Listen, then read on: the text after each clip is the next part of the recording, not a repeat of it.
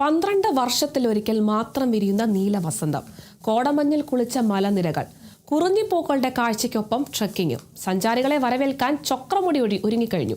നാളെ മുതൽ മലനിരകൾ സഞ്ചാരികൾക്കായി തുറക്കും. എന്നാൽ സുരക്ഷയ്ക്കും പ്രകൃതി സംരക്ഷണത്തിനും കർശന നിയന്ത്രണങ്ങളാണുള്ളത്.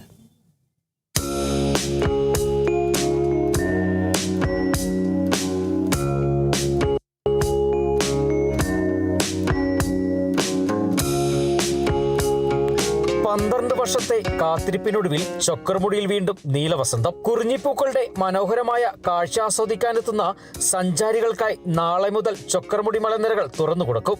സമുദ്രനിരപ്പിൽ നിന്ന് 2195 മീറ്റർ ഉയരം, കോടമഞ്ഞിന്റെ തണുപ്പ്, മലനിരകളുടെ മനോഹരമായ കാഴ്ചകൾ, അതിനൊപ്പം സാഹസികമായ ബൈസൺ ട്രെയിൽ ട്രെക്കിങ്ങും.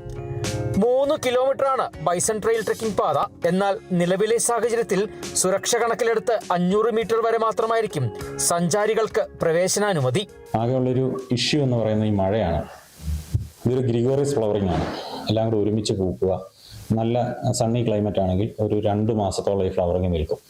അപ്പോൾ ഈ മല മുഴുവൻ നീല നിറത്തിൽ കാണാൻ സാധിക്കും. പക്ഷേ ഇപ്പോൾ വിട്ട് പെയ്യുന്ന മഴ കാരണം ഈ സെപ്റ്റംബർ 20 കൂടി മാത്രമേ ഫ്ലവറിംഗ് അതിന്റെ പൂർണ്ണതയിലോട്ട് എത്തത്തുള്ളൂ. സഞ്ചാരികളുടെ ആവശ്യം പരിഗണിച്ചാണ് ഇപ്പോൾ മലനിരകൾ തുറന്നു കൊടുക്കുന്നത്. കുത്തനെയുള്ള മലപ്രദേശമായതിനാൽ അപകടങ്ങൾ ഒഴിവാക്കാൻ പ്രത്യേക സുരക്ഷാ സംവിധാനങ്ങളും വനവകുപ്പ് ഒരുക്കിയിട്ടുണ്ട്. തിരക്ക് നിയന്ത്രിക്കാനും ഗതാഗതം ക്രമീകരിക്കാനും പോലീസിന്റെ സഹായവും തേടിയിട്ടുണ്ട്. അടിയന്തര സാഹചര്യമുണ്ടായാൽ ആരോഗ്യവകുപ്പിന്റെ സഹായവും ലഭ്യമാക്കും. മൂന്നാറിൽ നിന്നും ചക്രമുടിയിലേക്ക് സഞ്ചാരികൾക്കായി KSRTC ഷട്ടിൽ സർവീസ് ഒരുക്കും.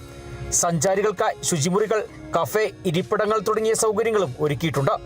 ഏകദേശം 1.5 ലക്ഷത്തോളം സഞ്ചാരികളെയാണ് വനംവകുപ്പ് പ്രതീക്ഷിക്കുന്നത്. കൂടാതെ വരുന്ന സഞ്ചാരികളുടെ സൗകര്യാർത്ഥം നമ്മൾ ട്രാഫിക് നിയന്ത്രിക്കുന്നതിന് പോലീസിന്റെ സഹായം തേടിയിട്ടുണ്ട്. എന്തെങ്കിലും കാഷ്വാലിറ്റി ഉണ്ടായാൽ ഹെൽത്ത് ഡിപ്പാർട്ട്മെന്റിന്റെ സഹായം തേടിയിട്ടുണ്ട്. കൂടാതെ KSRTC സ്വമേധയാ മൂന്നാറിൽ നിന്ന് ഷട്ടിൽ സർവീസ് ചക്രമുടി വരെ നടത്താമെന്ന് ഏറ്റിട്ടുണ്ട്.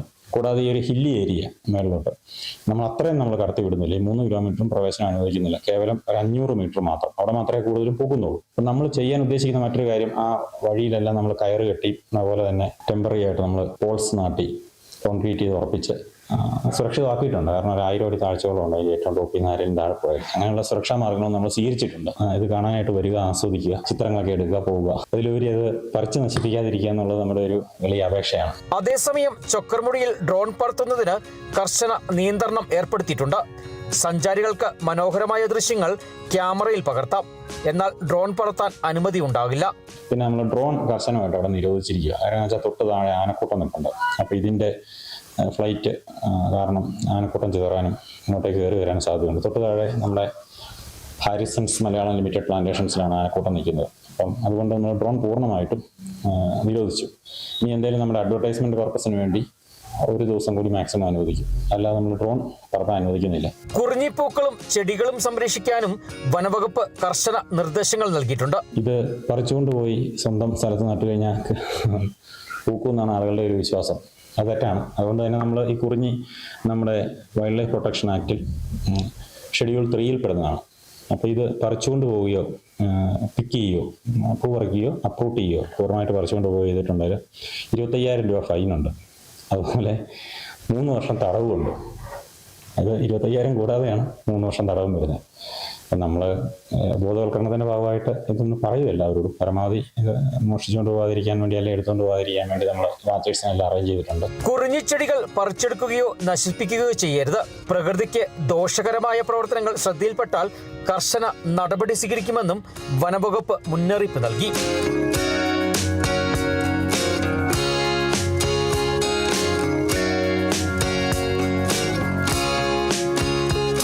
സഞ്ചാരികൾക്കായി വനംവകുപ്പിന്റെ ഒരുക്കങ്ങളെല്ലാം തന്നെ പൂർണ്ണമായി. ഇനി നീലക്കുറിഞ്ഞി കാണാൻ സഞ്ചാരികൾ ഇങ്ങോട്ടേക്ക് എത്തിയാൽ മാത്രം മതി. ക്യാമറമാൻ AP രാജയ്ക്കൊപ്പം ബിനീഷ് ആന്റണി, കേരള വിഷൻ ന്യൂസ്, ഇടുക്കി.